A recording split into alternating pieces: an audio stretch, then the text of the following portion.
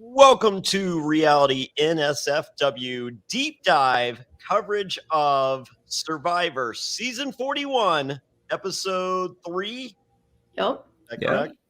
Oh man. I'm so rusty. I was in Louisville for the premiere. I was at Guns N' Roses for episode 2, episode 3 in Durham, North Carolina at the Dirty Bowl. This is my first actual conversation to any extended degree about season 41 of Survivor. I know there's a lot of questions. I know there's a lot of people with comments, and they're ready for my comments. They're ready for my hot takes, and I'm here for them. But I'm not alone. I'm joined by Alex Rubino, Lauren Pratt, and I, of course, am Jonny Fairplay with my first real thoughts on season 41. It's about time that we have you talking about Survivor. It's great to have you here. Thank you so much for coming. And Lauren, how are you doing? I'm doing great. I'm ready to talk about this episode. I know some people are a little low on the season so far. I am not. I'm enjoying it. So, Jonny, what are your initial takes on everything? It's a mixed bag for me. I feel this cast is amazing. I mean, it's an absolute home run. And Matt Bischoff and I, we're doing coverage of 2018's Australian Survivor, in which the cast on paper didn't look that dynamic compared to 2017. But once the merge happened, we're just seeing just gameplay, conversations, and this is all done with a budget of $8 for every challenge. No advantages, no bewares, none of these things. And I think the same thing could be taking place here in America in 2021. Like I don't need the bewares. I don't need there's so much time dedicated to this little stuff that it occupies so much of the space that is 41. And I don't understand how they couldn't just look at the piece of paper with all these beautiful faces and all these dynamic personalities and all these people that love the game of Survivor, that if put on an island with 39 or 26 days couldn't give you amazing television. And I feel that they could have. And is some of the stuff going to work out for cool moments and some gotcha stuff? Yeah. I mean, let's talk Brad. Can we please? I love boy. Brad. Brad is, and I'm not being mean, and feel free to take it that way. I don't care, because I'm telling you I'm not. Brad's a weird looking dude. Okay. However, if I'm in casting and I see Brad face to face, he's probably the first person I cast on this show. Just for he's a unique looking person. His mannerisms and expressions are unique, and they're so cool. Like as I said, just different. I like different. There's always that weird dude that we all know. That's Brad. I can relate to Brad. Not personally, but I know a Brad. And I would have liked to have seen my Brad on Survivor, and so we saw him there. And I just wish we had more Brad. I really agree with you. I was expecting nothing of him going in. I was like, all right, he's with all due respect, one of the resident older people on this tribe. Yeah. We'll see how he fits in. We got the first person from Wyoming. Great. What else? Got nothing. Great. And then these first 3 episodes, he was a firecracker. He was so much fun to watch. And my God, I've ripped him for his gameplay the first 2 episodes. And it was even worse this episode. It's just bad. But I'm still so sad he's gone. He just gave me everything I wanted in a character that goes out early. He's like, you say write up a pre-merge boot, I'm either writing Natalie Cole or I'm writing up Brad. Yeah. He's so much fun. So much fun. So, but I JD, I mean, every second of JD, my daughter's like, JD is the best. how can you not love JD, Dad? And I'm just like, well, he's a horrible player. However, I want JD on my TV. I want JD on my TV for as long as possible. Is he a horrible player? Yes. But at the same time, he's not that horrible in that, when he gets caught with the advantage down his pants, he's just like, yeah, it sucks I got caught. He goes, but the rules of Survivor are you don't tell. And he's right. That is the rule. Like, every single person here has loose lips. Everyone, especially Brad. Well, that's why if you're going to carry the advantage around you, make sure it's in your pants far enough. Put it in a pocket. Put it somewhere. Like, that is just, rookie mistake 101. Yeah, I didn't understand why you would have, like... why are you holding on to it anyway, like, at this point? You're not going to tribal right away. But why would you put it like... I mean, he looks like... Jay from Millennials versus Gen X's like Instagram is just like, why are you walking around like that anyway? Like it's Survivor. You're trying to keep. We're what, day 7? 7. That was day 7. You haven't lost enough weight that I don't need to see your Jay Instagram pic every day. Just fold your pants over and have that waistline where it should be on day 7. And hopefully you're there day 22 and then post that pic to your Instagram. You'd be like, hey, here's my Jay starter kit. Right. I have to agree with you. I mean, honestly, this cast is one of the best casts we've seen in a very, very long time. David vs. Goliath is the best cast since prior to this and the best cast, since probably 31. Yeah. Yeah. So I mean, it's a great cast, and I'm really excited. The only thing is, I get sad weekly with someone going home because I like so many of these people. There's not someone on this cast where I'm like, oh, I could see them go. Like, that's fine. And maybe someone from Luvu, and that's because we don't know much about them. And that goes back to, we're seeing so much time taken away looking at the advantages, who found what. And I do think one thing they did take for this season from Australian Survivor was giving us flashbacks into people's lives. So I appreciate them bringing that element into the picture, but I do agree. I wish we got a little bit more camp life and got to see actually the personal development and relationships. Yeah. I mean, we said going into this season on the cast assessment stuff that the first 4 episodes will probably be dominated by the Yellow Tribe because on paper they're a shit show. They are. the guess was correct. And I think they were purposely placed together to be a shit show. I don't think that was happenstance. But as a result, we are not. We're seeing the stuff we are seeing from like the Blue Tribe. I love, but we're not seeing a ton of it because we have to spend time, walking up the mountain or getting on the boat at night. And as I said, it gave us that, like Brad gave us the cool moment with the scarecrow Brad. But otherwise, I mean, all we really learned from that whole debacle is, Tiffany's not a good player. All right. Yeah. All right. So I want to stop right down there real quick. Lauren, you said right at the beginning that you're loving the season and all that. And I don't want to say I feel the opposite, but I want to love this season and I just can't because I feel like like you both have said, this cast is unbelievable. And I'm just getting so frustrated with this is feeling like a game of just who has what. And this is like playing scavenger hunt at this point. Like, I want that. I can go outside and just do my own scavenger hunt of who has this, who has that. Is it really a scavenger hunt when the items are placed by your foot? Yeah. It's an easy scavenger hunt. I mean, it's like, I feel like it's Easter with my 4-year-old. Yeah, okay, that's a better way to put it. But it's like still like they're on a. I guess you're on a hunt. Hey, there's an egg right there.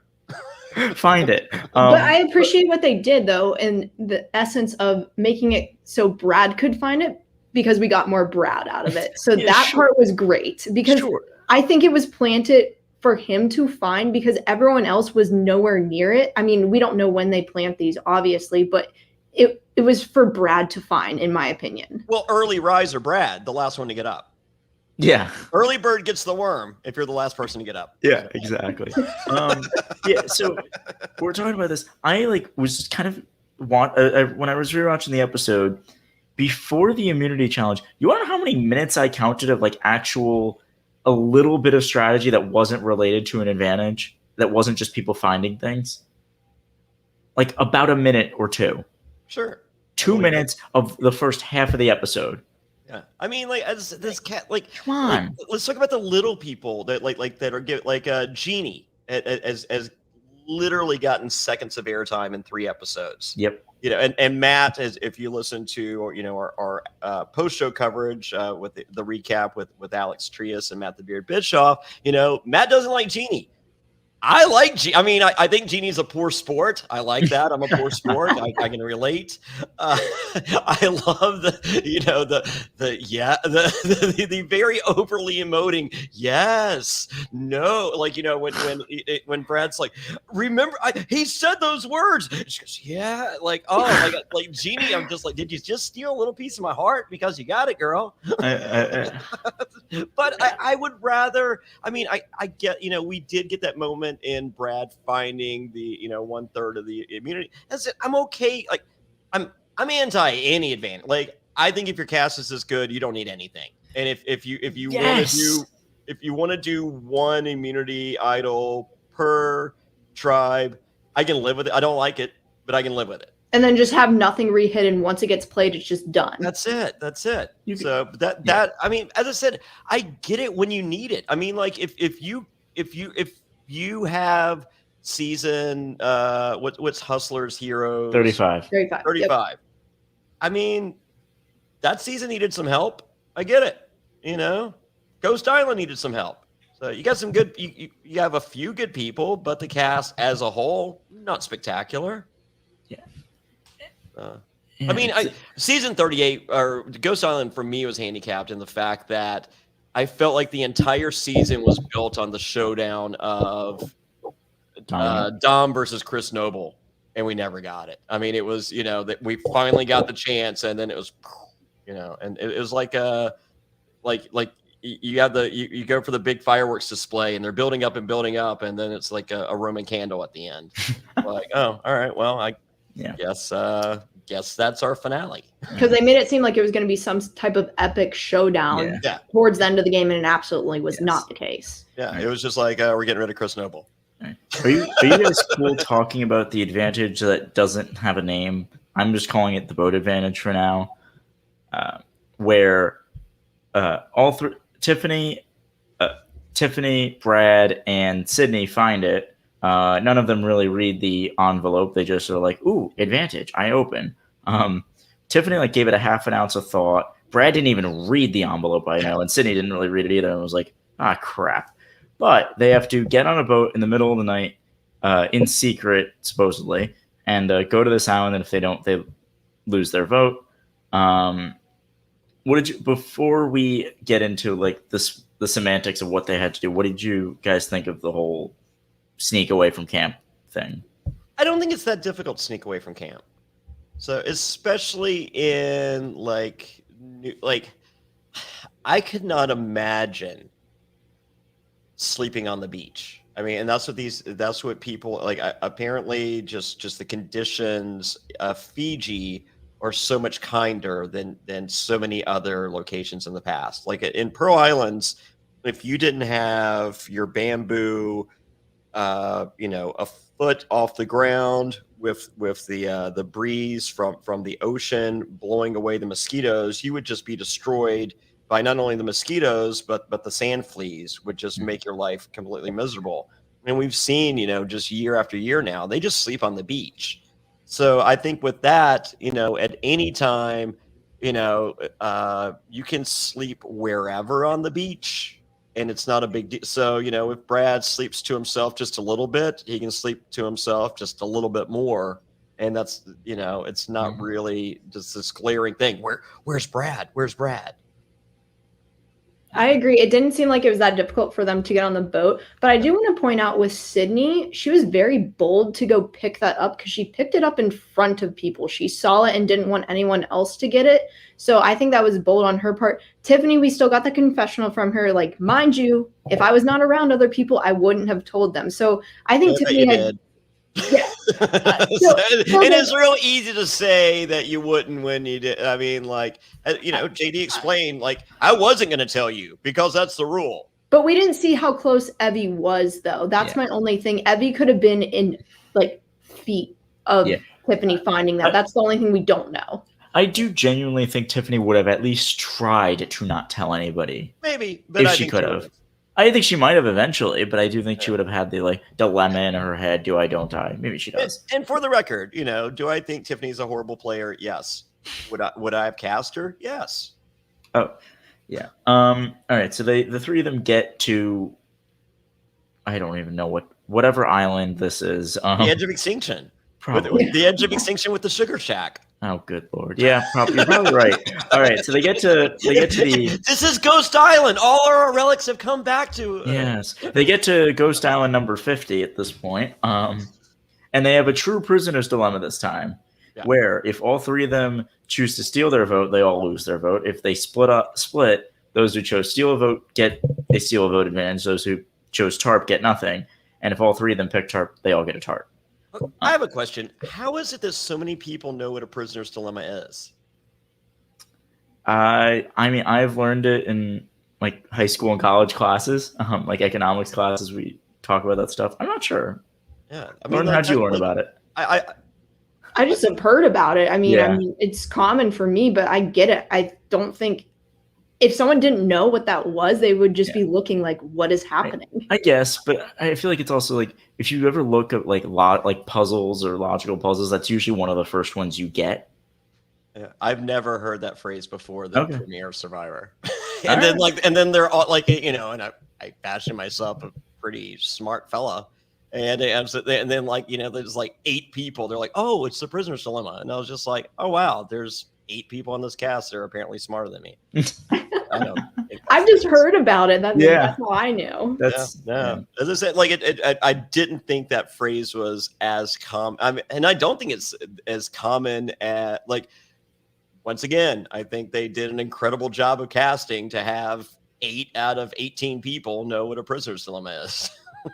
I also feel like if you're around on like strategy games and I feel like Survivor, like the offshoots that are online, people have like played games with like prisoner dilemmas type decisions they have to make. Even well, I don't know, maybe I played at least once that I'll admit to, and I didn't know. But hey, good on them. Good on them. So what do we think about this? Because they're talking. Brad is like basically saying I need to steal a vote because I'm in trouble. Sydney is almost in the neutral position of I don't want to lose my vote, so I'll just take the tarp. But Tiffany is the one that interests me because they're all like, well, if you lose your vote, 2 votes makes a majority, so you obviously wouldn't want to risk it, right? And she's like, well, I'm here to play Survivor, so maybe. And I thought that was so interesting that she's like, was really considering it and then doesn't do it at the end of the day. Well, that's because she didn't trust Sydney. Yeah, but it's still an interesting premise to me. And I also think another thing is, one, the 2 of them now think Tiffany's a little bit wacky.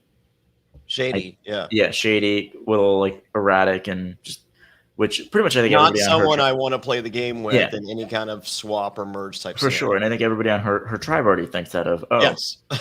Well, no, I think her tribe has this thing in their head going, oh wow, Tiffany's the perfect person to take to the end, that's great. And I felt the same way when I played Pearl Islands with Sean, and then like I quickly realized I was like, life would be better without Sean, and I'm sure there'll be someone else that everyone dislikes just as much, and I don't have to live with them for 39 days. Yeah. Do you think Tiffany's in this game for the long haul? Like, do you think she's going to be going very far, or do you still think there's potential for her to go within the next week or so?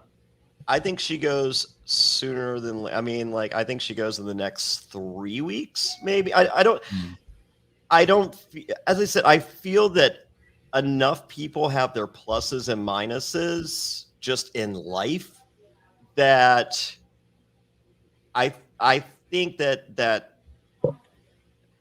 Tiffany will grate people enough to where it's just like, yeah, she'd be great to carry to the end. However, there's gotta be someone else, and let me just pull the pin on this grenade and let it go.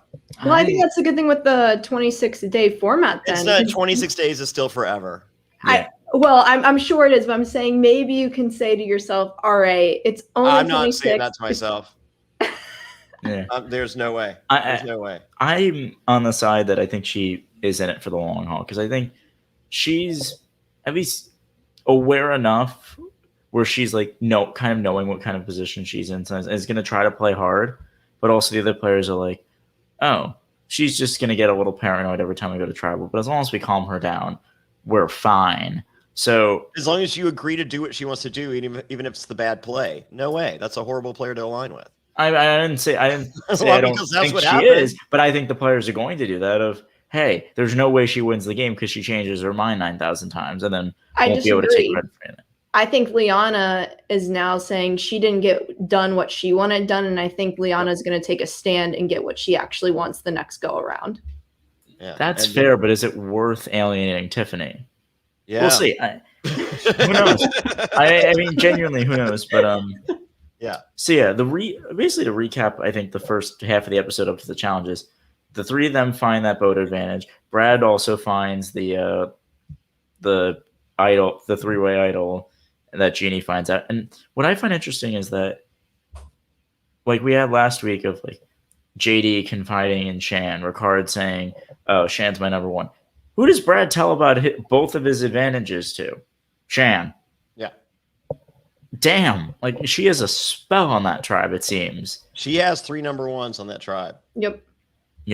And none of them realize that. It's really impressive. And when we get to the vote later, I really want to dive deep into this from her perspective because I think it's so interesting. But we get to the immunity challenge, and then we have the whole Brad talking about his pants being baggy, and he's like, you see it in his eyes. He's trying to get the line in there about broccoli being small trees, which also feels perfect for him because his hair looks like that. But then he just messes it up so badly. Then Jeff is like, all right, Xander, why don't you say the line? And it's just like, yeah, I mean, really? I think it made a fun television moment. I like it. I would hate it as a player. I just feel it's so like the statement's so convoluted that it's just a red flag. Whereas I feel that it could be something close, but not that crazy. And I mean, yeah, they've gotten really lucky thus far. But I think the third time Xander says that, it's just like, okay, red flag city. Yeah, this is something. Frankly, I don't know why he said it again until we saw somebody from Luvu saying it. Exactly. Jeff called on him, and I think he just felt inclined to say it. I know he probably shouldn't have, but I feel like he felt that he needed to. But I have to give him credit; he slipped that in pretty good for a second time. Yes, but you can't do this again. No, I think it's in the verbiage. You have to say it at every challenge. No, I don't think so. I'm pretty sure you just have to say it at the same time that the other two people say it. Okay. I kind of got the feeling that you have to say it every time. And I was just like, oh, even worse. So, really? Maybe I'm wrong. Hopefully you're right. I don't know. But regardless, Xander did about as good as he possibly could on his second go. For sure. But, John, I do want to ask you, just from your experience playing, what do you guys talk about on the map before the challenges? Is it all just like asking questions about the challenge and how it logistically works, or is it? Well, I was about to say, in previous seasons of Survivor, there's not that much chatter, and that's one of the things that Matt and I really like about Australian Survivor is Jonathan LaPaglia has a full discussion with the tribes about what's the dynamic, he does. Yeah. So, and I like that. So I feel even though it's kind of wedged in there just so they can do this other bullshit, I do appreciate it in that we are getting some conversations. But no, typically it's, Jeff does the come on in and he goes, today's challenge, you're going to blah, blah, blah, blah, blah, blah, blah, blah, blah, blah, blah, blah, blah, blah, blah, blah, blah, blah, blah. And he goes, let's get started. And we all look at each other and do the Scooby-Doo. We have no idea what he said. So then he says it all again, very slowly. And then he picks one representative from each tribe to do a walkthrough, especially if it's a longer challenge. And typically it's the leader of your tribe that goes. And so for the Morgan tribe, it was Andrew Savage. And for the Drake tribe, it was ding, ding, ding, Jonny Fairplay, not fucking Rupert. Wow. So, yep. That must have ate at Rupert every time. Peek behind the curtain. Why won't Jeff let me lead the challenge? Why is it all? It wasn't Jeff asking who wants to go. It was, we would pick as a tribe who would do the walk, and every time it was like Jonny. Interesting. Yeah, that first challenge you guys did in Pro Islands looked brutal. Yeah, well, and Jeff fucked me on that because so we're walking, and him and Savage are talking the whole time. They're new BFFs, and I was, third wheel on this fucking blind date. And so I'm purposely not asking anything that I want Savage to hear. So we do the entire walkthrough, we get all the way back, and so I pull Jeff aside and I go, Jeff, can we throw logs behind us, after we pass? And he loudly goes, yes, you can throw logs behind you once. I'm like, thanks, Jeff. Purposely did not ask in front of Andrew Savage. That doesn't sound like Jeff at all, blowing up people's spots like that. No. Never. All right. So not much to talk about with the challenge itself, I don't think. Oh yes, JD was definitely trying to show off, and it just. Oh my God! Yeah. So okay. bad. All right, there we go. Fine. We did that. There's one little small moment. After the first time it didn't work like that, he decided to do it again. Oh yeah, he's trying to be like a basketball player. It's great. I'm like, it's just not a good strategy. It's like not he's good. Fun. He's so fun. Oh my God. I will say this. Other than Shan, I would have a lot of difficulty voting him out if I were playing with him. So because I guess we can fast forward to this part when JD gives Shan his steal a vote and says you can hang on to it for safekeeping, as a show of trust. My decision is made right there that JD's gone. I'm taking a steal a vote. Well, here's my question though: do we know if it's non-transferable? Because we've seen that in the past where they can't pass it. They can pass it off, but that person can't use it. Why can't they use it? If he gives it to you if he explicitly says, I'm giving you this as a show of trust to hold on to. Because that's what happened with the Suri and Sarah Lucina moment. Yeah. My thinking is they didn't, and obviously we don't know for sure, they didn't mention it in the rules that we saw. Okay. So my thinking, and I also think they learned from Game Changers of, we should let people give these to each other because they all want big move and moment. I would think that Shan at that point could use his extra vote for herself and be like, all right, I want to vote again. Okay, well, if that's the case, then yes, absolutely Shan should vote JD out. But I was thinking more so if it's non-transferable, then you might as well keep them around. Well, let's just say for argument's sake, Shan goes to production and says, hey, JD gave me this. If I vote out JD, do I get to keep this? And they say, yes, my decision's made. So, because I feel like Brad is just as much in her pocket as JD is. But it's a matter of what Brad has as well. Because I think it's so interesting that Brad and JD both had advantages at that point. JD's like giving it to Shan. Brad wasn't putting it in Shan's pocket. Exactly. And that's another reason I almost think you could say to keep JD and get rid of Brad is, all right, Brad, JD is at least gonna show me a sign of trust. Oh no, I'll get it out of Brad's pocket. Later. That's fair. I mean, if I got it out of JD's pocket, I can get it out of Brad's pocket. Yeah, because JD was hiding it and got caught. Brad was still coming to Shan with everything. If you have someone that's going to come to you and tell you everything that's going on and everything that's happening, you want them, because the only reason why JD even said something is because they caught him red-handed. He wouldn't have told them otherwise. Sure. Yeah. Can I posit one thing that I think that's interesting about this whole scenario? Is when you look at JD, look at who else is in the game. Who else does JD have on his side besides Shan? Pretty much nobody. Like a little bit Ricard, maybe a little bit Brad and Jeannie, and one of them is going to be gone anyway. If you look at Brad, you know he has Jeannie. You know they are a twosome, and Chan is at best third, or maybe even with Jeannie.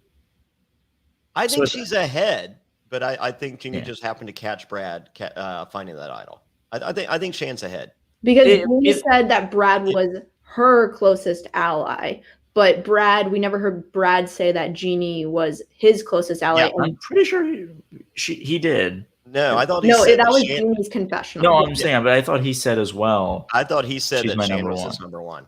But either way, I think the fact of there's a chance that who's more likely to defect from you in this case, and I think you could say, oh, it's probably the person who clearly has a close ally besides me, and that being Brad. But I mean, they're both very erratic and hard to play with, so I understand the dilemma she was facing.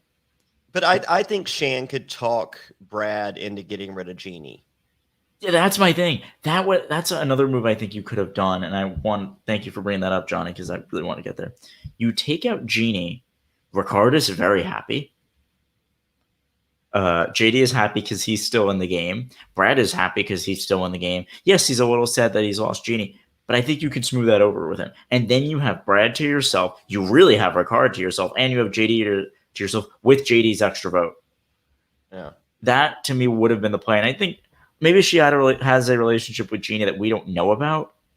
But if she could swung that. But we, instead we get to, read the words "beware" for 15 minutes. Oh yes. So that's much more important than knowing what Jeannie's relationship is with everyone else. Right. Yeah, because this was the first time we even really heard where Jeannie felt she stood with other people in the tribe. Because I never really knew who Jeannie's closest ally was. Yeah.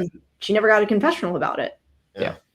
So, no, as I said, I sorry, Matt. I'm disagreeing. I like Jeannie. I think she's fun. Yeah, she is so much fun. Jeannie's like that like the bully sidekick in a cartoon. It's like, and I'm for it. I would love to have a bully sidekick. But now I think that the sidekick, that the bully is gone, proverbially, Brad. Do you think she becomes like out for vengeance? What's her play now? Because I think she was just not involved in this vote at all, like completely blindsided. Voted for JD, so she's now cast votes for JD and Ricard, and Shan probably is more closely aligned with them than they are her. So I think Jeannie's odd man out, and I very much so. I think Jeannie just just does the quiet game until some kind of swap, or goes home if they lose. What if you're in her position right now? What's your play? Just play nice. Is that gonna get you anywhere? Until you have a new group to work with, yes. You're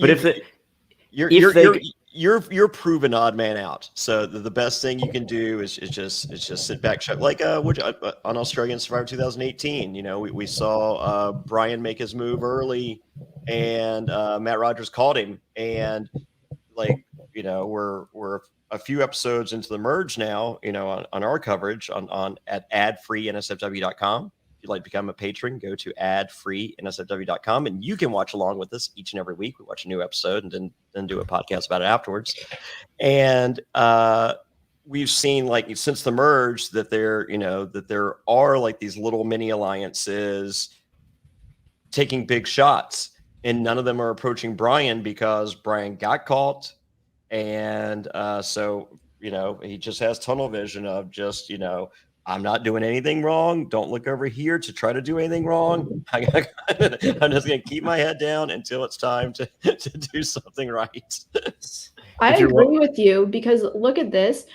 Jeannie can see that JD has already messed up so many times. So I would just wait for JD to make another mistake, and then they're going to question again. All right, can we actually fully trust JD? Because maybe Jeannie's more trustworthy. Yeah, this is like the 8th time JD has put his foot in his mouth. For sure. I think that's part of it. But I also think with how fast this game is going, the waiting isn't maybe your best idea. I think at least she should be trying, I think, to get in good with Shan and get in good with even Ricard, I think, as best you can. Because I think she can smooth things over with her card saying, hey, I voted for you because I didn't have a relationship with you and I didn't want to go home if the shot in the dark was played.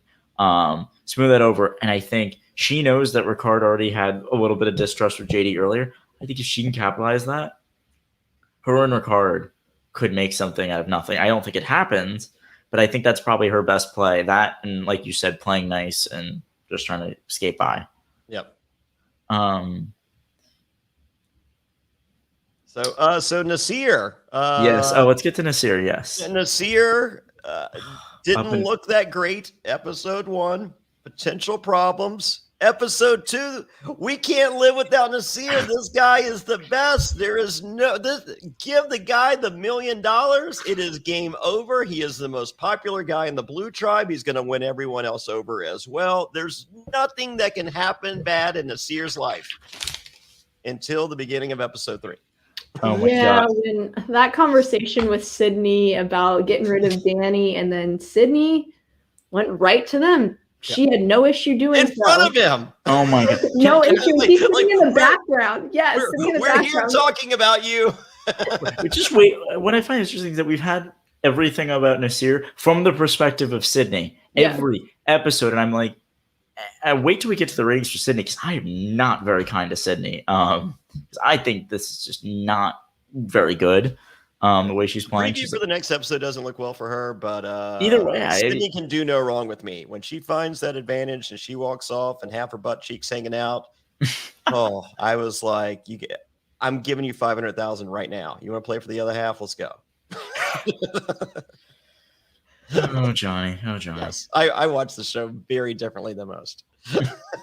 And that's why we love you. Thank you.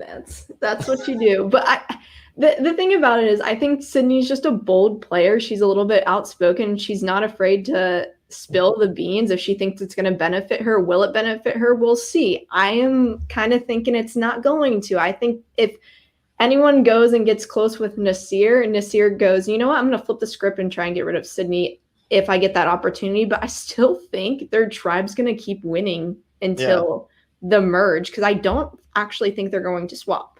No, I don't either. So, but I will say this. I think Tiffany's one of the cool kids. I think Tiffany's been one of the cool kids most of her life. And she identifies the other cool kids. And she's like, I'm going to try with a bunch of cool kids. Yeah. And I have their ear and they have mine. I mean, if you look at with Sydney's, like, look at her social media, she's very confident, for lack of a better word, about herself. Very I need to follow her. I usually you know, like before the season starts, I go on. I was just so worried about seeing stuff. Like I don't know if this is out there. So before episode 2 aired, that Tuesday night, the episode airs on Wednesday night, as we all know in America. On Tuesday night, CBS sent the castaways, they're called assets. They're like, here's your assets. Here's pictures of you from the upcoming episode to use for your social media. And here's a video to use as the preview for the episode. Well, on Tuesday night, they sent out the assets, and it was the assets for episode 3. Oh, how did you hear about this? Rumor and innuendo. And apparently one of them contacted CBS and said, hey, I think this is the wrong one. They said, no, we know what we're doing. And then Wednesday morning, stop. It is not the right one. I mean, they released the entire episode Wednesday morning. I watched it episode 2 Wednesday morning. I was like, It was a shit show from start to finish. So Hulu and YouTube both did an early release. Yeah, and CBS sent the preview for episode 3, which was a spoiler of what happened on episode 2 for the castaways to put out. That's amazing. That was glorious. That was glorious. And then this week I have to watch it late at night, and I'm like, I liked my 9 a.m. Survivor viewing. Yeah. Eating breakfast, I'm just like, oh, this is great. If only my life was a little different 2 weeks ago. So it's all great now. Yeah. All right. I know it's a little early, but do we want to go into these ratings? I mean, I don't have much else from this episode because there wasn't much besides the stupid advantages. No. I mean, I I don't want to do the ratings, so I'll leave that to you guys. But Johnny, I will take a couple questions Yes. before. Yeah, we have we do have a couple. questions for you. I do actually want to talk about one thing before we get there really quickly. So when they're at Tribal, Jeff is talking this whole season, new era, look what we're doing. The first question is, what's the newspaper headline? Half these people haven't even read a newspaper in their damn life, I bet. And the audience they're targeting probably haven't either. Like, they still have newspaper. People know what a newspaper is. I mean, they know what it is. I'm not saying they don't know I mean, what it if is, but JD knows what a newspaper is, everyone knows what a newspaper is. I mean, of course they know it, but I mean, like, have they actually really read one? I mean, the only reason I ever read one as a kid was because my grandma got them, and I would, like, look at it with her. I had a paper out. There you go. But I mean, it's just so funny. It's like, new era, we're moving into the future. Let's go back a couple decades to the newspaper. I mean, you know, how weird would it have been? You know, what's the TMZ headlines for? Yeah, you know, so that would have been. That would have been a bit awkward. I mean, that's Jeff doing Jeff's thing, though. So I know. He's trying to bring television to us, and I don't know. Yeah, this whole Tribal was a little weird for me. So we don't get the Jeff fourth wall thing, thank God. We get the newspaper bit. The maybe only interesting part to me was Ricard talking about, like, at this point valuing trust over challenges, which I agree with him on, and then talking about, oh yeah, someone has been lying to me, and that person is Jeannie, and Jeannie just being like, well, yeah, I voted for him, but I spelled his name right. Yeah. Well, no, he calls her out. She spelled my name. Yeah. I like that. I like that you acknowledge that. But she's like, I love, for those of you wondering, I love Ricard. Oh, I love him too. Nice. Johnny, send me one of those. Well, this doesn't have a signature on it yet. Once you get one. Oh, there we go. All right, so let's take a couple questions. Mr. TNA 2005. Greetings from the great country of Romania. Hi, Mr. TNA 2005. I was in TNA in 2005, I think. I don't know. Anyway, question for Johnny. If he was in Shan's place, were you taking Brad with him to the end or voting him out soon? To the end is a bit extreme. So, but no, I JD would have been my pick with that. If with clarification that I could keep the steal a vote, I would literally steal the vote and send JD packing. Sure. But my daughter would have been very upset with me because he's such good television. All right. We got one from the patron Facebook group that really caught my eye from Jay Stahl. He says, Johnny, who do you think is playing the most fair play-esque game so far? I think that's Ricard. I think Ricard and Shan on different levels. I mean, I think they're both kind of villainy to me, but I feel Ricard plays more of a logic-based game than Shan does. You know, Shan will tell you that, you know, she does. Her heart does come into play when making decisions. However, I think a 2021 version of Jonny Fairplay is a little different than a 2003 version of Jonny Fairplay. You know, at the time I was, you know, a single bachelor, and now I have a 13-year-old and a 4-year-old. You know, so I think your thinking is different, you know, with maturity. For sure. So, but I think Ricard is very, very comparable to me in a lot of ways. And Ricard's kind of a stud at challenges where, you know, I was secretly, I finished near the top on almost every single challenge and purposely didn't win, you know, a lot because, you know, whether I won it or not, I enjoyed the fruits of the labors. I mean, you know, I was, you know, when it was individual immunities, I was helping Burton wanted to beat Colby's record for individual immunities. So I was trying to help Burton win because Burton with immunity, I felt was me with immunity.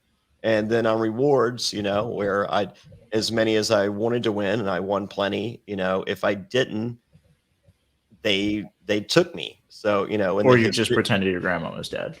Either. But in the history of the show, not one single player in a single season has enjoyed more rewards than me ever in the history of the show. So Yeah, So, I yeah, want to add something about Shan though, because you were talking about how I think she can have that little bit of a villain factor in her. You definitely can see the emotion that she's feeling in her eyes when she's talking to people, but she comes across to me as someone that's not going to be afraid to pull the trigger when the trigger needs to be pulled. Yeah. So I mean, we'll see. According to rumor and innuendo, Shan not a fan of the music, whereas I was insanely jealous. I mean, like, I created the character Jonny Fairplay. I created the F and the Y and the Fairplay in between, and I created all these branding things, that for me, were larger than the show, and something I could use the show for, and get that villain at it, and get the perks that come along with all that, and I wasn't smart enough to come up with my own theme music, and Shan did, and as I said, according to rumor and innuendo, she's not a fan.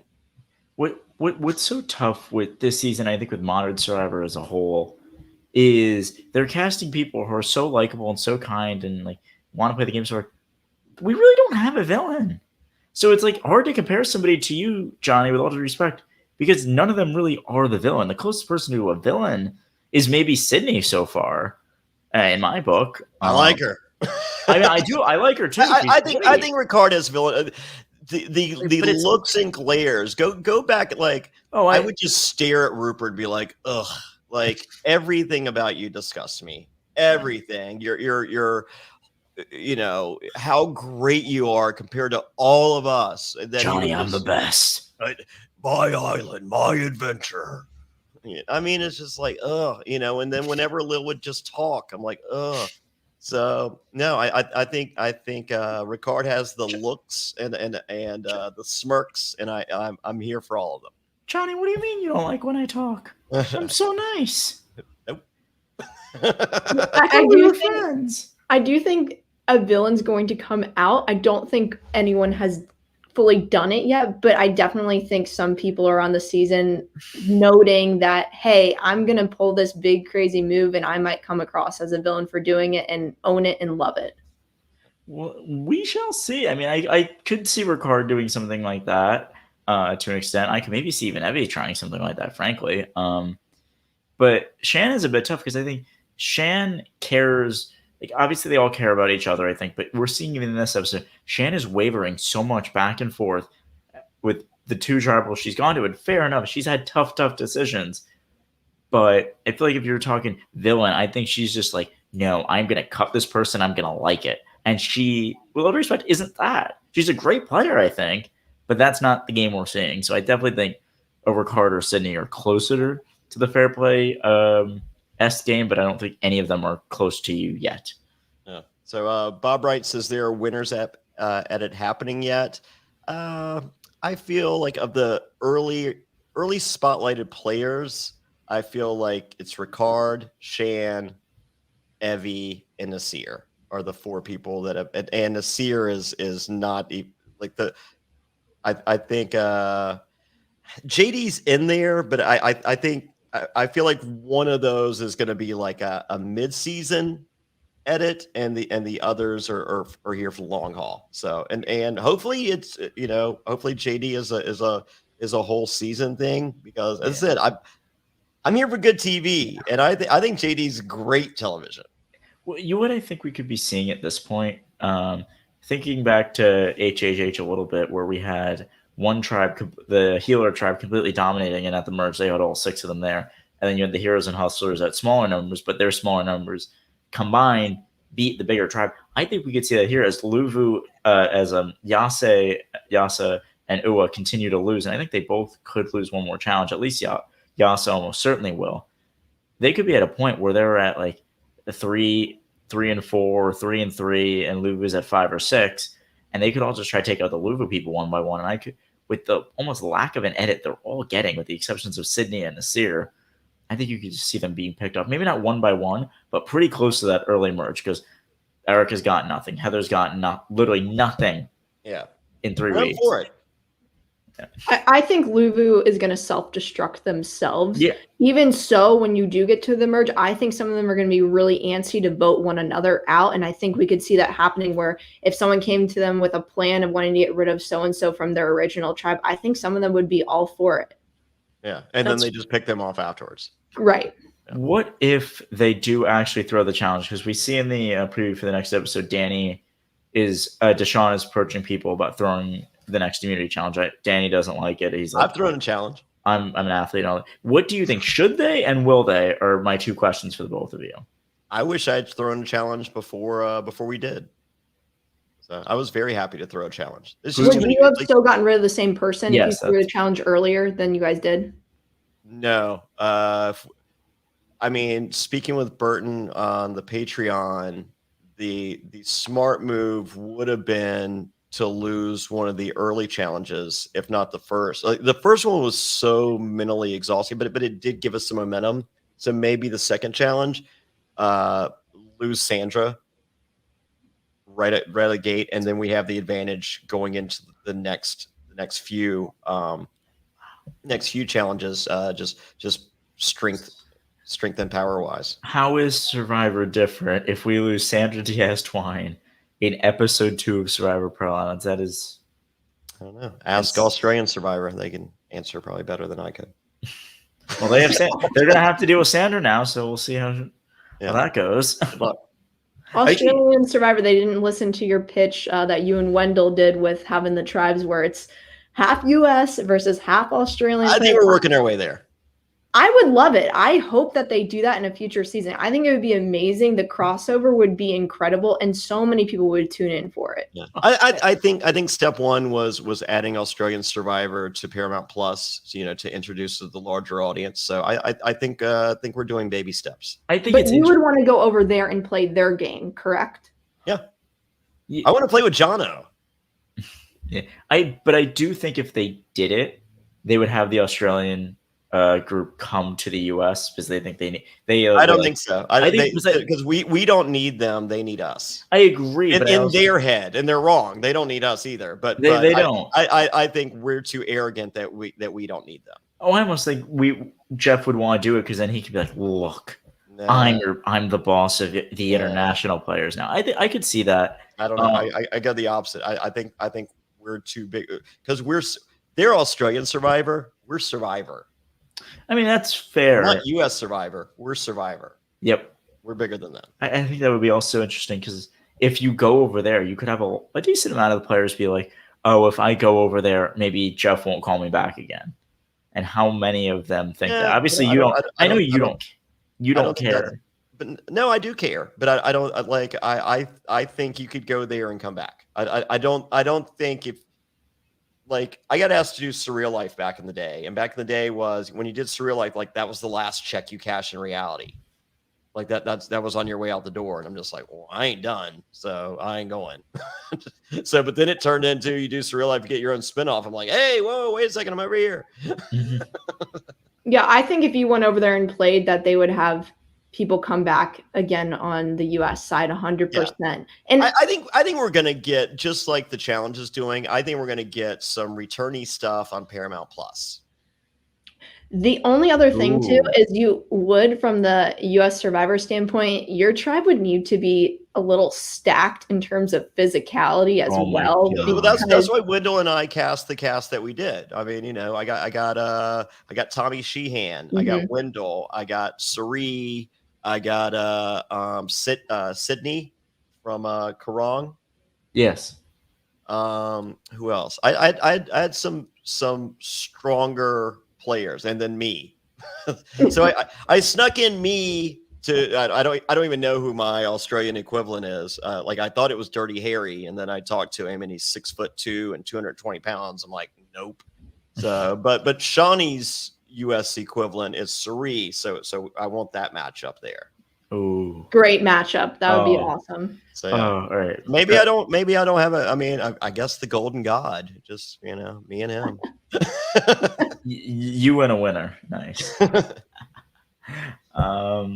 Yeah. What I also found interesting with the tribals, JD is like, so yeah, there's like, it's like we all have crystals, and I dropped all of your crystals, but I hope none of you dropped mine.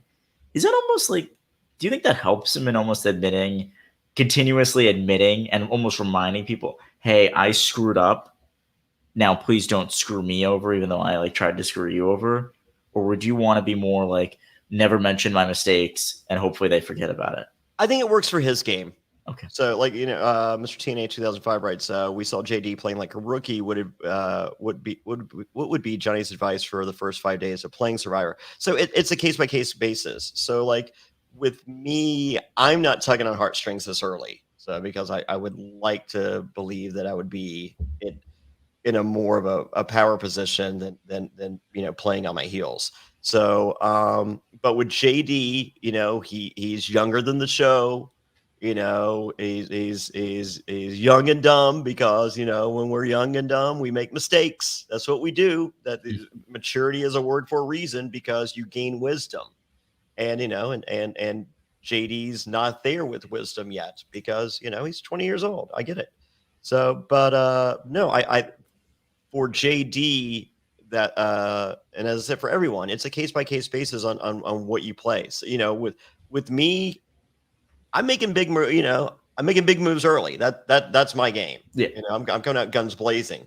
So, that might have been on JD's checklist of things to do, but he's definitely playing on his heels, and playing on his heels, he knows that there's a sympathy to him. I mean, as I said, I don't know how great he would be with my game, but I would have difficulty, other than him putting that steal a vote in my pocket, I would have trouble getting rid of JD. Like JD as a dad, I see him as a son. I'm just like, well, I don't want to get rid of my son. Like, I would hope that my son would make mistakes, because that means you're experiencing life. Yeah. So I think that speech, as stupid as it was, I thought was great, for JD. And I also think that's why Shan gravitates so much to JD. And so I just think if JD didn't have a Shan, JD would be very much in trouble, because I think Ricard would do what is best for Ricard. Ricard's doing what's best for Ricard, and I don't think that Brad has the patience for JD. Which is weird, because Brad has like 4 kids. You would think that paternal instinct would take over, but he's just like, no. But I don't think Brad was made for Survivor. God bless him. I think he's great in so many ways, but I don't think Survivor's his game. I don't know what his game is. I want to watch it, whatever it is. So maybe it's Squid Game. Maybe it's Tough as Nails. I think more Squid Game is what I would like to see him. I want to see him more on Squid Game, but I think if you're talking about what game could Brad do well in, it's probably Tough as Nails. Oh yeah, I don't think he would do well. You know what? He might do really good because he's very fast. He can run all the way to the water and then all the way back. So red light, green light. My money's on Brad. Oh yeah. I just don't know if he can stop though. That's my thing. Can he stop at the right time? I can't stop talking at the right time, but maybe the rest. So. Lauren, what would you throw the challenge if you were Luvu next? And I'm too much of a competitor, so if I was ever playing the game, I would not throw a challenge. I just couldn't do it. I know some people have to put that in the back burner and be able to do it, but I just know how my personality is. I could never throw a challenge, and I mean, Johnny even knows. Johnny's scared of me sometimes, so he knows I wouldn't be doing that. Yeah, but I would not throw a challenge without other people. Like, I would put it out there that it's just like, hey, this is potentially the best move. It is a 3-tribe season. There is more than likely going to be some kind of swap or something before the merge. Just a hunch. And maybe I'm wrong, but if that's the case, let's get rid of it. Let's trim the fat. Let's go. And let's do a majority decision. So, Lauren, your vote would be no, but I would like to think that I could convince, 3 other people to say yes. And it's like, Lauren, against your will, don't fuck this up for us, but we understand your stance. We respect your decision, but we're moving forward, and hopefully the tribe is stronger. And just know that our alliance is even stronger and tighter because of it. Well, and I can agree with that, as long as I would never be the one that would push for it. If someone else is pushing for it, that's great, because you just don't want to be Drew Christie at the end of the day and get it all turned on you and you be the one going out the door. Yeah, I mean, you're also not going to play as bad as Drew Christie, hopefully. as well. Because him throwing the challenge was one thing, but the way he handled everything coming back from camp is what ultimately got him sent home because he's an idiot. I don't remember Drew Christie. San Wando, sir. How can you not? He's like, that's again. I don't remember San Wander, sir. he was on the tribe with like Natalie Anderson and Jeremy and Keith Nail. Yeah, remember it. I remember all three of them. Do not remember Drew. It was their tribe kept winning, and then the fourth episode, Drew was like, you know what? I want to lose. Who did he want to get rid of? Oh, he wanted to get rid of Wentworth. Yeah, he wanted to get rid of Wentworth. How'd that so work he threw out? the challenge, and he was just miserable at it. Didn't tell anybody, and then they're all like, "No, we'll just get rid of you." Oh, okay. Well, I don't remember him. So there we go. I don't think we're friends on Facebook. Well, and then see, that's the good thing. See, he made it further than Brad did, or maybe went out the same boot as Brad. But we're going to remember Brad, unlike Drew Christie. The only reason why I know that is because I'm just a crazy super fan. Yeah. Well, I think you remember Drew Christie for how bad he was, but fair. That's fair. We did get one more question for you, Johnny, if you have time. Okay, one more question. Then don't forget to get our commercials. Oh, yes. Yes. All right. From Connor Mack in the Patreon group, he says, Johnny, do you think the 26-day game has to do with the feeling of advantage overload, or is it just the new era? It's confusing me. I don't. As I said, I really don't feel like 26 days changes anything for me. As I said, that third day we did nothing. So no, it's just advantage. I don't need all these advantage. I mean, as I said, if you are worried about the strength of the cast, then I'm all for it. But there is no way. I mean, and how about this? Let's say I have this cast and I feel very confident that this is a great cast, and then like 5 days in, I'm not getting what I thought I was going to get. Then throw that shit in there. But if you're getting gold without that, it's just like, hey, we're good. This is why we cast the people that we did, because they're storytellers and they're competitors and they're emotional and they're sympathetic and they're hateable. There's all these things that drive television. Yeah, I still don't know why production doesn't at least say, hey, we did a good job casting. Let's let them play the game that we know and love for 20 years. I get the keep things fresh, keep things interesting. Well, sometimes you get a dud. I mean, there's many players that they're just like, oh my God, this is going to be the next Boston Rob, or this is going to be the next Johnny, and they're just like, oh my God, Cole Metter sucks. I mean, and remember JP? Which one? Yeah. Here's the thing. I think you can figure that out pretty quickly. Like once the show starts rolling. Exactly. Hey, as I said, day 3 is just like, all right, wishful thinking. We all had the best intentions. Throw some fucking reward. Throw some beware advantages at people's feet. I get it, but that's not what you got. No, they've got gold. Like, why don't you at least trust your own department a little? Because if you gave a different group of people who are all fans who all want to be there, just the pure game of Survivor, maybe there's like a couple idols, whatever, they're going to go ballistic. They're still going to play the game super, super hard, lying to each other back. Especially in 26 days. You're going to get new things no matter what. Yeah. These people are living in fear of 26 days, not knowing that it's no fucking different than the game I played. Well, and then also factor in too, even if you have less advantages and all that, there's still going to be the paranoia out there that there's more, and people are going to be looking or constantly thinking, oh, does this person have something? Does that person have something? Which is going to impact tribal council. Survivor Co. wrong in a nutshell. Not a single idol played, but the thought and concern over the idol haunted everybody, and it made the game so fun. And I thought it was a great season. I mean, it may not have been the winner that they wanted, but I think it's the winner we appreciate. Yes. All right. And with that, ladies and gentlemen, please become a patron. Try it for 1 month. If you don't like it, I'll send your money back. No one is being held hostage at adfreeNSFW.com. You get invited to our secret Patreon group, which is on Facebook, which is really awesome. We watch an episode of Australian Survivor each week. We do a podcast each week. There's the weekly Q&A, which is my favorite podcast each and every week. And I don't think I've missed one in 3 years, or maybe one in 3 years. Actually, I don't even think we missed a Q&A. I think we got anyway. So it's incredible. As I said, try it for 1 month. We also have there's different tiers. One of the tiers is the Outcast tier, and there are pictures this month are Mary from Micronesia, Nyanka, and then from the challenge, Casey and Nani. So check that out at adfreeNSFW.com. Try it for 1 month. Also, I have plenty of new t-shirts at JonnyFairplay.com. We have the Immunity Bong t-shirt. We have lots of your favorite players. We have me. We have lots of fun stuff.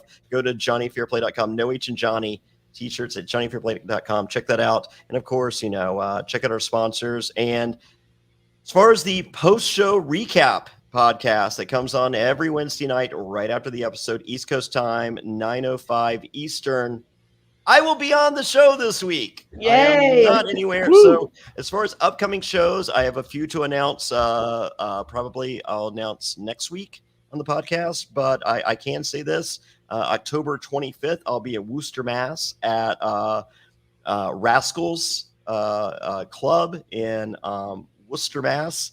Get your tickets right now at survivortix.com. That's survivortix.com.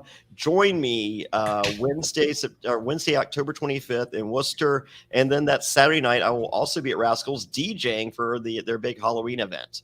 So I will be in Worcester, Mass. I'll have surprise castaways, as I always do. Spoiler, Brett LaBelle's one. Get ready. Yes.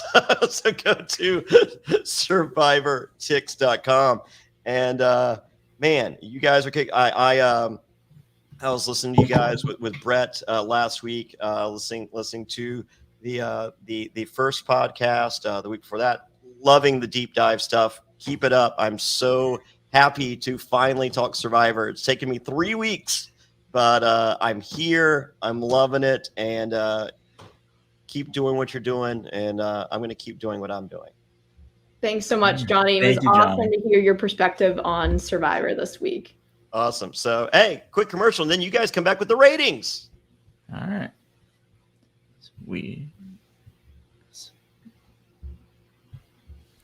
Autumn is in the air, the pumpkins are in the patch, and our friends at Manscaped are here to make sure you don't carve your pants pumpkins when you're grooming, if you know what I'm saying. Make sure you're keeping things fresh this fall with the leaders in male grooming and their brand new 4th generation performance package. Boys, get ready for cuffing season like no other.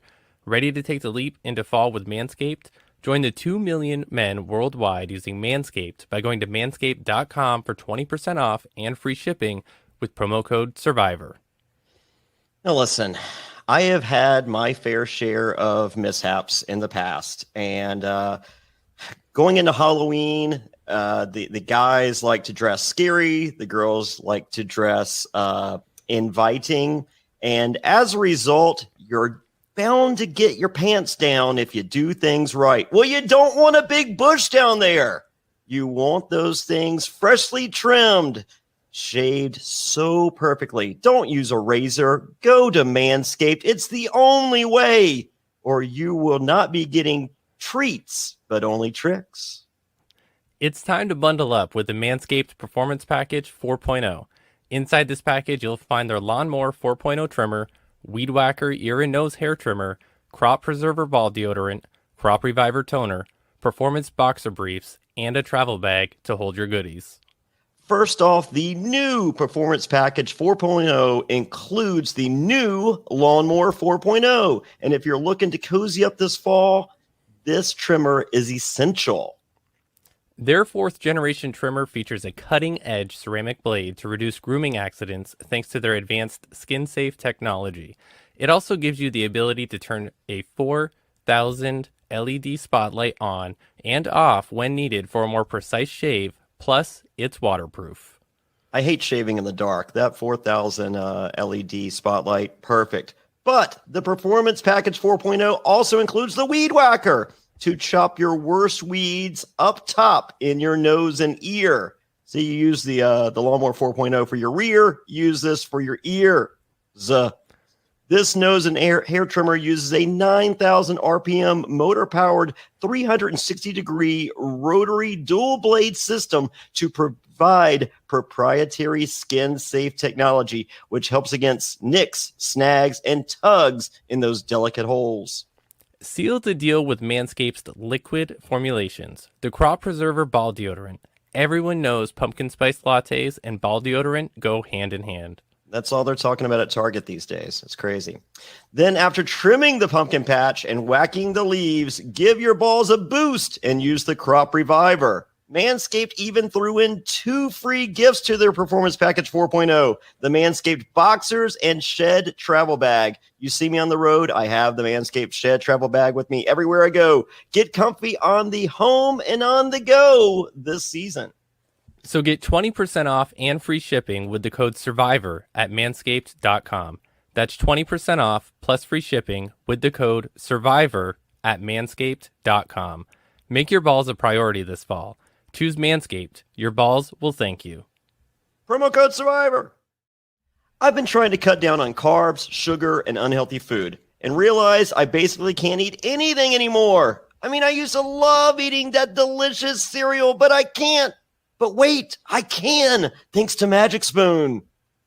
0 grams of sugar, 13 to 14 grams of protein, and only 4 net grams of carbs in each serving. That's only 140 calories a serving. It's keto-friendly, gluten-free, grain-free, soy-free, and low-carb. Plus, build your own box. Available flavors to build your very own custom bundle are cocoa, fruity, frosted, peanut butter, blueberry, cinnamon, cookies and cream, and my new favorite, maple waffle.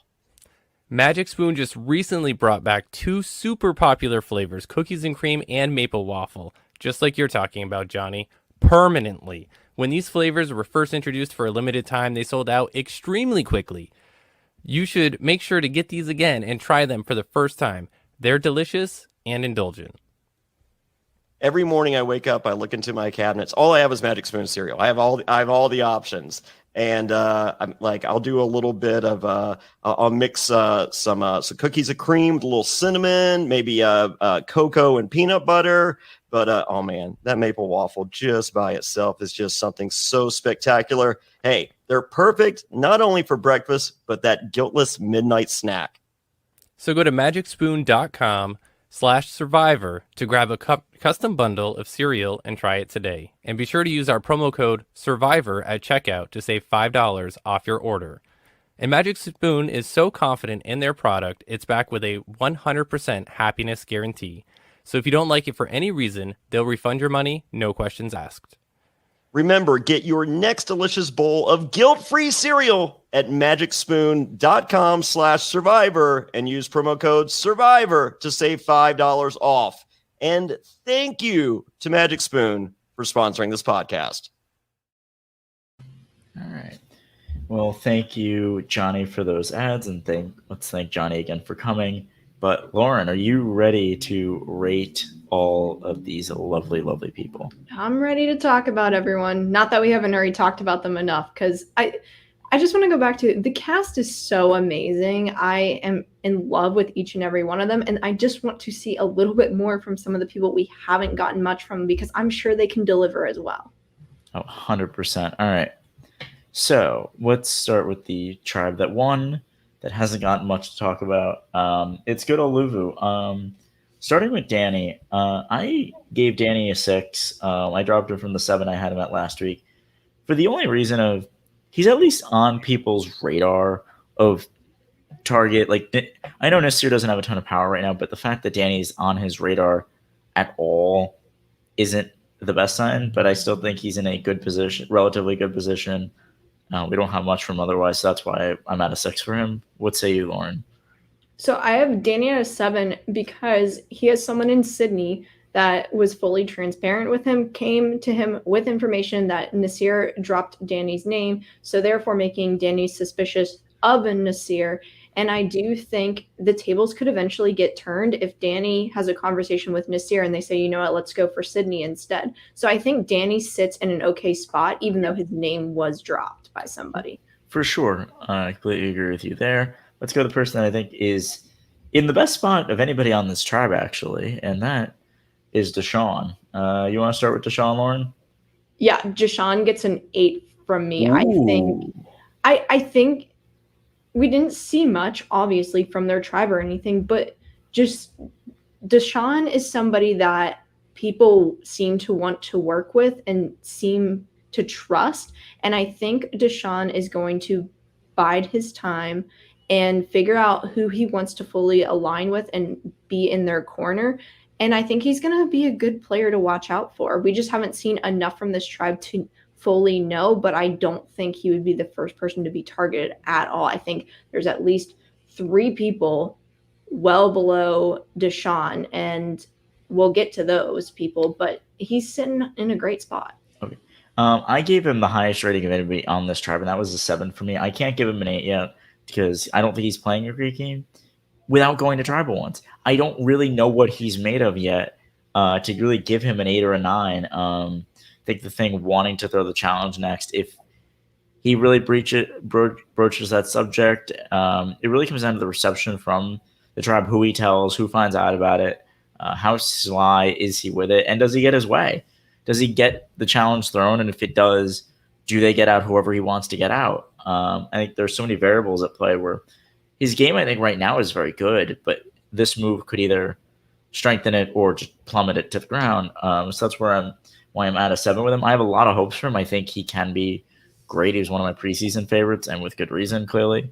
But I'm still not sure yet. Yeah, I think for me, what I take into account when I do the ratings, I don't pay attention to next time on Survivor. I'm more so basing on what I saw in this particular episode, and that's where my 8 comes from more so. That's fair. I typically don't as much, and but when we didn't get anything from him, and we see him clearly saying, "I want to throw the next challenge," I think it's worth bringing up. It didn't change my score on him really, but it's interesting to say the least. All right, let's go to the person who had nothing again.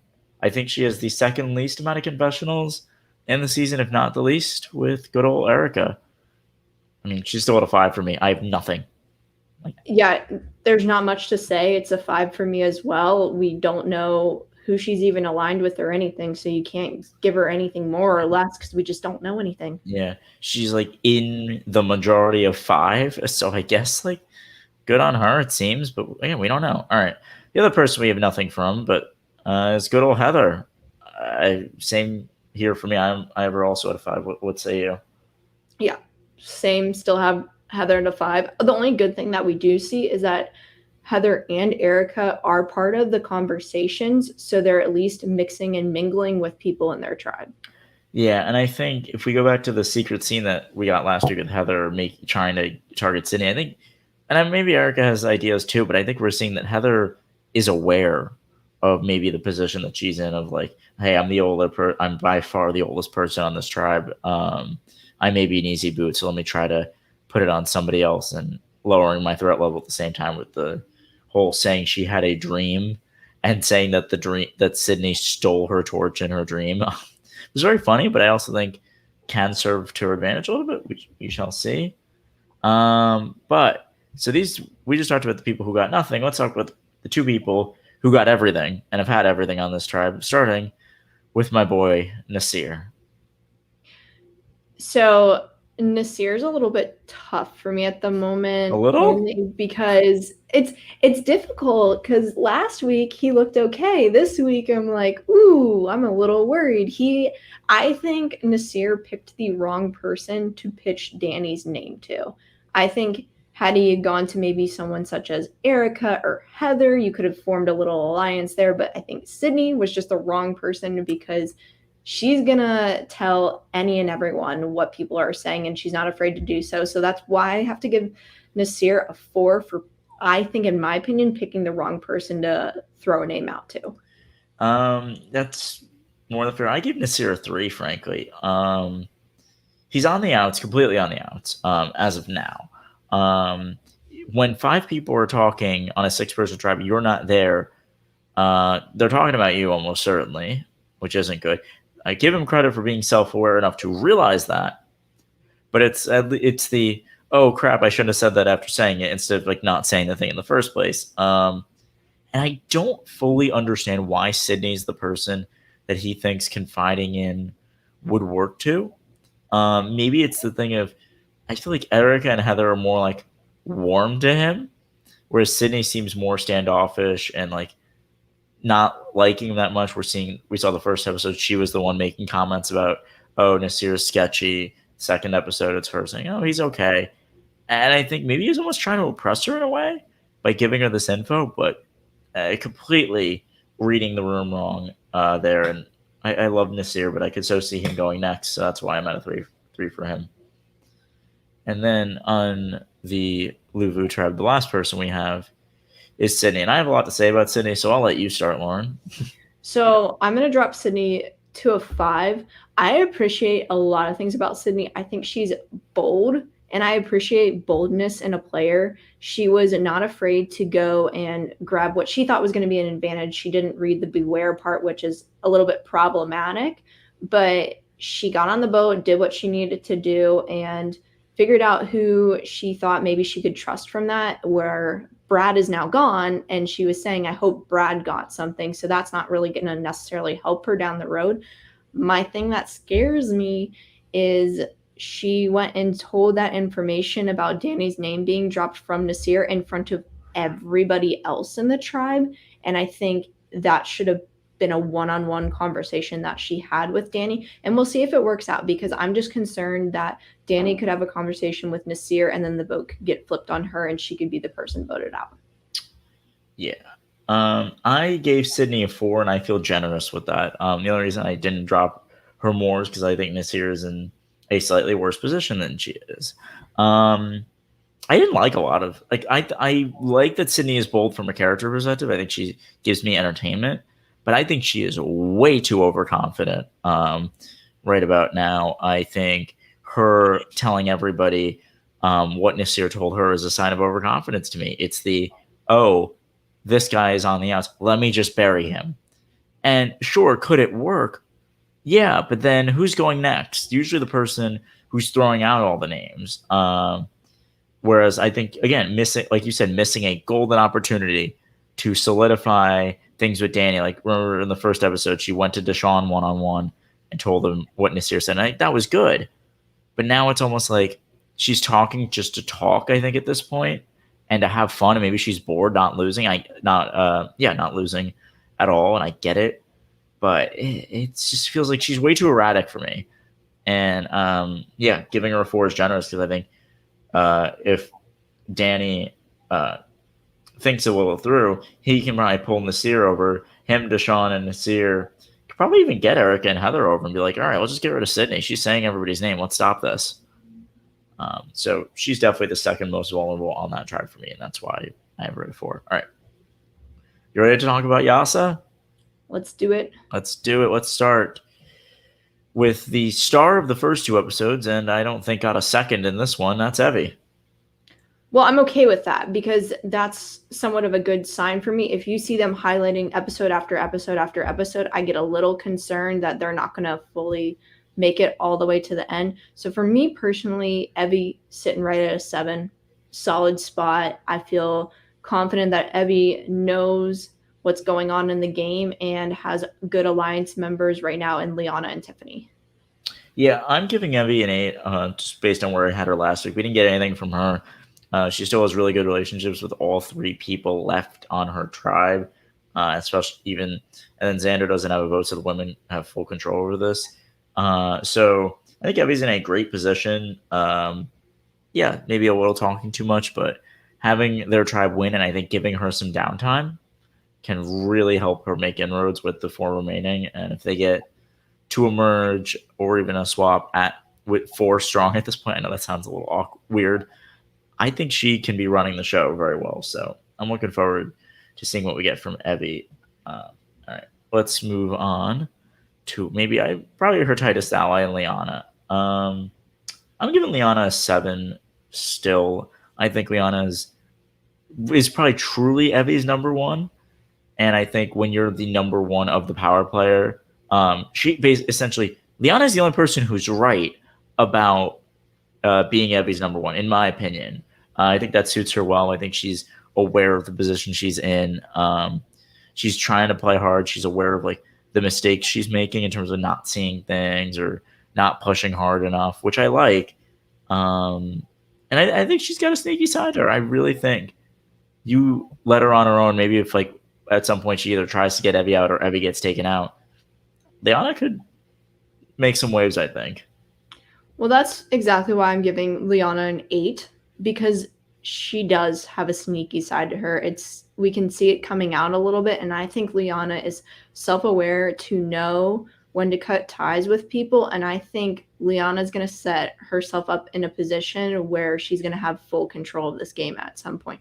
And that is me just basing off what I see in the episodes thus far, and so I have high hopes for Liana.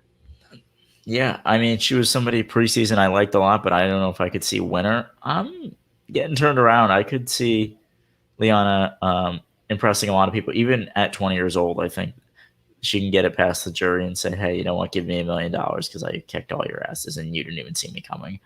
But somebody who's not really kicking anybody's ass in any way is Tiffany. Tiffany, we saw her find the Beware advantage, think of it for a second, open it anyway, and go to fancy Bodie McBoatface Ghost Island and decide to ultimately not risk her vote, which I think good move on her, even though, yeah, she would have gotten the steal vote. But yeah, her gameplay just hasn't been great. She's in, I guess, a decent position, but she's one of the 2 people on this tribe that could go if they lose, and I don't see them winning much. So she's, for her vulnerability and her lack of power in the game, I'm giving her a 4. Okay, I'm going with a 5. She is the hot mess that I enjoy also watching. Oh, I love it. It's great. I think that the way Tiffany is socially might be able to get her through a couple more rounds because of that. If she wasn't as good as she is talking to people, I think she would be in a lot more trouble than she is now. I'm with you there, and I think she is good socially, but I think if this iteration of Yasa goes to tribal again, she's fighting for her life against Xander, and I think she wins that fight, but it will show her. I think if Xander can make any bit of inroads, it might show her, hey, Evie and Liana are tighter with each other than they are with me, which I think could spell doom for an. Frankly, I don't see her winning the game at this point. If I'm looking at like the position she's in now, yeah, she might go home. Is she winning this game? I don't see it at all. I don't see a way she wins this game, and me giving her a 4. Unfortunately, it's generous, but I hope to see more from her. And then the person who literally has no power on this tribe because he can't do anything right now is our boy Xander. You want to take it away with Xander? It's exactly why I have Xander sitting at a 4. No power right now. If you don't have a vote, that is extremely problematic because then you can't even tie it at this point in time if they stick to the same tribes that they're currently on right now. However, I think the only thing Xander has working for him is if Tiffany shoots herself in the foot with being paranoid and worrying about going home. And I think Liana, if Liana wants to make a move to keep Xander in the game, I think she could make it happen. So I think that's his saving grace at the moment. I think that's his saving grace if Evie is on board with it. Because I think, frankly, he thinks he's in a tight position with Evie, and he might have a good relationship with her. But I think he can't get Liana without getting Evie, in my opinion. And if he gets both of them, he's gone next. Like, I think the only way he survives 2 votes, and this tribe could lose twice or 3 times more, is if he's getting Evie out. And I don't even think that's on his radar. So I'm giving him a 3. He doesn't have a vote at this point. He might get an idol, and then the game turns. But the way he's at, he doesn't have any power. And the three other people on his tribe are tight, and he's not there. So, yeah, well, I don't see a that's why I think he has a chance, because you hear Liana in a confessional saying she didn't have what she wanted on the vote. And I think if Liana has something in Liana's mind and that's keeping Xander, she's the person to probably make it happen. I think she would try, but you're trying to save somebody who at this point doesn't have a vote. So I think as much as she would try, mathematically she does need one of the two to get on her side. I don't think she's going against Evie, and maybe tries for Tiffany, but that's the only way I see it. So I think there's there's a shot for Xander, and that's why I'm not dropping him further. But I don't see great prospects for him, and I don't see him being a power player if he gets out of this right now. All right. But going to maybe my favorite tribe, the tribe I am honoring by wearing their buff because they lost, is the good old Ua tribe. And Brad is gone, so I don't have to eviscerate him anymore. But let's start with good old Jeannie. The woman that Fairplay really likes, the one that Matt Bischoff doesn't. How do you feel about Jeannie, Lauren? I thought Jeannie was extremely entertaining at the sit-out bench during the challenge.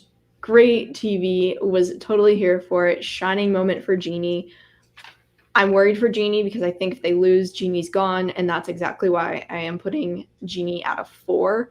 I hope that's not the case because I enjoy Jeannie, and I'm just highly concerned that she's not going to be able to turn it around, but I hope she can turn it around. Yeah, at this point, I'm down to a 3 on Jeannie. I had Jeannie at a 6 last week. I thought she was in a pretty good position. But now, losing her best ally and Brad, who had all these trinkets, not getting any of them, I think, is one thing. 2, she wasn't even clued into the vote. So that's already bad position, just being outnumbered. Ricard doesn't like her, flat out. Doesn't think she's good for his game after he literally voted for her. And Shannon JD didn't care enough to tell her, and she just voted for JD. I want to see Jeannie do something. I just don't know where she can go from here at this point. Unless it's me, maybe getting Ricard on board. But then that's a total task in itself. So I'm sadly dropping Jeannie all the way down to a 3. Just because she's probably gone if they lose. And they could lose again. But, all right. Let's move on to JD. If we're talking about Yasa as the Hot Mess Express tribe, the Hot Mess Express player was Brad. He's gone now that I think JD takes that spot. I don't like a lot of what I saw from JD this episode. I like him personally. He's giving me entertainment. His performance in the challenge sucked. He was trying to be cute. That I think even worse than just doing badly in the challenge, he tried to look good. Jeff called him out for it, and he lost. So none of that bodes well for him. He still has the reputation of being the really smart kid who knows Survivor better than anybody on that tribe and maybe better than anybody in the game. He has an extra vote that he gave to Shan as a sign of trust because he got caught. Ricard was literally said, "I'm pissed at you," for this. And I don't think Ricard was joking very much. So I think JD's trying to be cute, and it's going to blow up in his face. I'm shocked it hasn't already, to be honest with you. So I'm giving JD a 4 for the sole position of he has Shan on his side. And I think that might be the saving grace of him or Jeannie, but not much more. So I have JD sitting at a 5. Couldn't put JD on the same level as Jeannie because I do think Jeannie goes at this point in time if that tribe loses again. But JD could be Jeannie's saving grace because I think JD could screw up again and Ricard and Shan could say, you know what, enough's enough. We have to cut ties with JD and just bring in Jeannie and hope Jeannie stays loyal with us. But at the end of the day, you got to give credit to JD. Just phenomenal to watch. You want to be able to see that entertainment. And that's why this cast is so amazing because even the players that aren't making the correct decisions from our perspective, I mean, JD could think giving the advantage to Shan is going to help him in the game. It very well could. We will find out. So I just am excited to see what happens with this tribe moving forward. For sure. My issue isn't him giving Shan the advantage so much as it the way he had to. Him getting caught. Like he even said, me getting caught is the worst possible scenario. And I think what we were talking about with Fairplay earlier of kind of almost constantly apologizing and being like the child. I mean, it fits him somewhat well, but it's like the kid that you love and you don't want to get rid of him, but it's like, oh God, is he ever going to stop screwing up? And like I don't think he's that bad a player, but I think just in the mindset of the others, he's more of a, I don't want to say like a liability, but I think he's more like he's here until he serves no more use for us, and then we're getting rid of him. And if he gets to the end, unless a lot of things change, I think that perception of him as the young stupid 20-year-old is hard to shake. Early perceptions are hard to shake. And if he continues playing this way, he's got no shot to win. Flat out none. So yeah, I have JD at a 4 for the bad gameplay. The only reason he's not lower is because I think Genie's gone next. But JD says the wrong thing. It could easily be him. So, all right. Let's talk about one of the good players on this tribe, I think, and that is Ricard. Why don't you start us off? Ricard's sitting in a great position. I mean, we've talked about Ricard a ton already on this podcast, and I really don't have too much to add to it at all.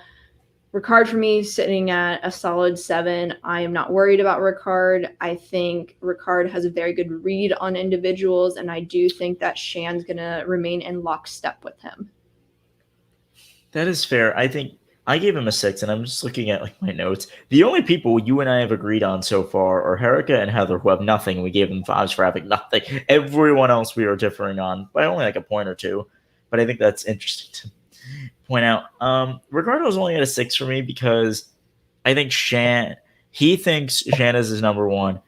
And I would say Shan is back and forth on whether he is for. I think if they were tight, almost like a Denise and Malcolm type, I think he would be in a great, great position. I think he's in a good position right now because of that alliance with Shan. He's aligned with the best player, but the other two people, JD, I think, doesn't love him, but is like being nice to him because he wants to stay in the game.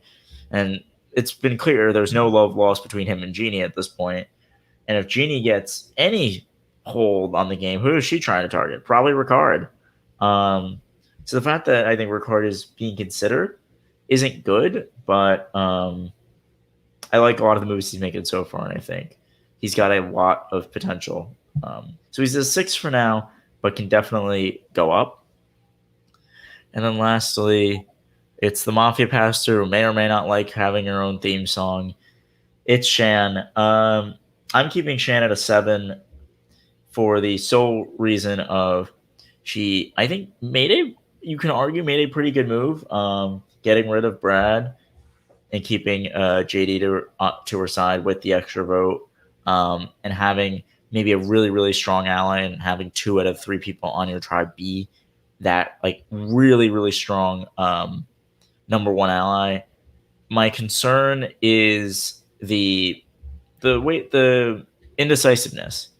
And it's not like I don't blame her for it, but I want to see her almost like be that villain and own those moves that she's making. Because I think later on in the game, if she's wavering a lot and people see that and see like, oh, she's not sure of things, whether it is or isn't, she's going to look as if she doesn't have much of a control on the game, even though she really has such a strong control on what's going on in her tribe right now. So that's the reason I'm not higher, but I could so see Shan killing it in this game like she has so far. And that's why I'm at a 7 for her. I'm also at a 7 for Shan. Gonna have Shan tied with Ricard for a couple different reasons. First off, love Shan, love the game that she's playing. It's great so far. Everyone comes to her with information and all think that they are in really good with her and that they can fully trust her. My only thing is, and we will see if it affects the game at all, whether she should have kept JD or Brad, because we'll see if JD ends up being a loose cannon, maybe that could end up tanking her game depending on how far she decides to keep JD in it. So it's going to be interesting to watch that play out if it does become a factor. But overall, I'm not worried about Shan. I think Shan knows exactly what she wants to do in the game, and she's going to be very persistent with it. And so I think she's going far. I don't see her going at all in the next few votes. Mm-hmm. I'm with you there on that. I think she had a tough position because it's picking which loose cannon do I want to keep in the game and which one do I want to set free. And my only, I guess, somewhat gripe with her in the way she made the decision is not trying to maybe clue Jeannie in. Because I think Brad said in Exit Rumors he had a hunch he was in trouble. I would have just include Jeannie in and say, hey, like make her feel like she's part of the decision. Even if, because I think she could have convinced Jeannie to vote out Brad. And if she doesn't, say, you know what? Fine, I'll get rid of JD. And she has Brad and Jeannie as a duo looking at her where she is the swing vote, and Ricard obviously is almost tied at the hip with her. So there's definitely arguments you can make for both sides, and though I do think getting rid of Brad was the right move for her, there are ways she could have maybe done it better. But I'm looking forward to seeing what we get from her going forward, and I'm really looking forward to seeing what we get from these people going forward. If we get to see them play more, Jeff, please stop with all the twists and the trinkets. But I've said enough on that. Lauren, do you have anything to add before we take it home? No, I like the season. I know, as I said at the beginning, a lot of people are down on it, and I think it's just because of the cast. I get that people are upset about too many advantages and everything, but for me, you have to remember, if we had all these advantages and the cast was not like how they are, we would be very much so in trouble with this season. Oh, yes. And the fact that the cast is so good, I think, is why I'm a little more down on the season of just like, no, you have it there and you're not doing it. But I'm so with you. The cast is the most important part of Survivor, and they knocked it out of the park, and I'm enjoying what we're getting from them. So I definitely say I'm still enjoying the season, but I just think it's like, oh, this could be like a top tier season, and it's not right now because of everything. But we'll see what happens. I'm excited to see what happens with the 3 tribes we currently have. Maybe we see something from Lou eventually. And I hope so. Like that is the one thing I would like to see. Please show me Heather. Please show me Erica. I am sure they're interesting because they were on the season for a reason, and everyone else has been really exciting to watch. And I think that they're able to deliver it because we saw it in a secret scene from Heather. She has something there. Just show me it. Yes. All right. So before we head out, Lauren, your Twitter is at Lauren_Pratt6, if I'm correct. That is correct. All right. I am at Alex M. Rubino. If you want to become a patron of Reality NSFW, that is over at adfreeNSFW.com. If you want one of the many, many Jonny Fairplay t-shirts, head to JonnyFairplay.com, because then you also get a phone call from Jonny Fairplay, which if you heard us talking to him today, he's a pretty fun guy to talk to, and you could talk to him really about whatever. He's very much an open, unfiltered. And he calls you. He really does call you, and he will actually talk to you for quite a long time. So if you've ever wanted to talk to him, get a t-shirt. Yeah. What Survivor player can you have easier access to than him as well? So Wednesday night, Jonny Fairplay will be back for the episode 4 after show with Matt Bischoff. And then I know you, Lauren, and our good friend Alex Trias are doing the challenge podcasts every week with Matt and Jonny. And that's all I got. And we will be back next week. We're still working out a time and a guest, but we'll be back next week no matter what, talking about whatever the hell happens on this crazy season. It's just a crazy season. So yeah, thank you so much for watching. Have a great night, everybody. Bye.